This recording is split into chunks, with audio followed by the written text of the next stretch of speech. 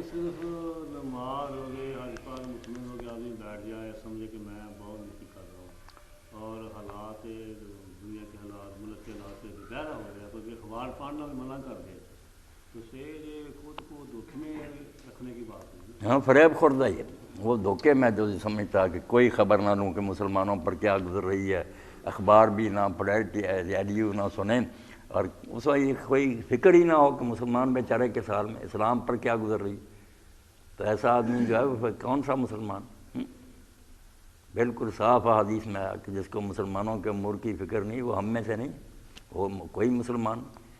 مسلمانوں کو تو سب کو ایک دکھ ہونا چاہیے, ایک ہی غم ہونا چاہیے کہ اسلام کیوں دنیا میں بے کسر مظلوم بن گیا.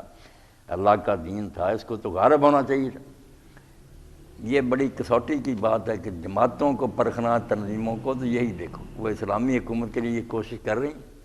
ٹھیک ہے کہ وہ بنی بنائی کہیں سے نہیں آئے گی, اس کے لیے تیاری کرنی, تربیت بھی کرنی, سب کچھ, مگر سامنے یہ منظر تو ہو نا, وہ لوگوں کو بتائیں تو صحیح کہ جانا ادھر ہے. اور جو کھڑے ہوتے کہہ دیں ہم ووٹ نہیں چاہتے, ہم نوٹ نہیں چاہتے, ہم تو چاہتے ہیں اللہ کے کلمہ کے لیے نکلو. اور اللہ کا کلمہ اور ہے کیا؟ اگر تم ووٹ نہیں چاہتے تو اللہ کا کلمہ پھر کیا؟ ٹھیک ہے تم یہ کہو کہ بروں کو ووٹ نہ دو, یہ بات کہو دین کی. یہ کیوں کہتے ہو کہ ہمیں حکومت سے کوئی تعلق ہی, ہم سیاست میں حصہ نہیں لیتے. جو اٹھتا ہے نا, کئی مولوی حضرات بھی اشتہار دیتے ہیں ہمارا کسی سیاسی معاملے سے کوئی تعلق. بھائی نادانو, وہ دین کون سا جس کا سیاست سے تعلق نہیں؟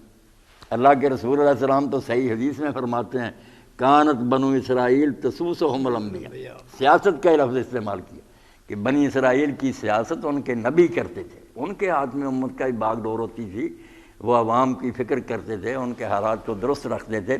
تو فرمایا اب نبی تو نہیں, خلیفے ہوں گے.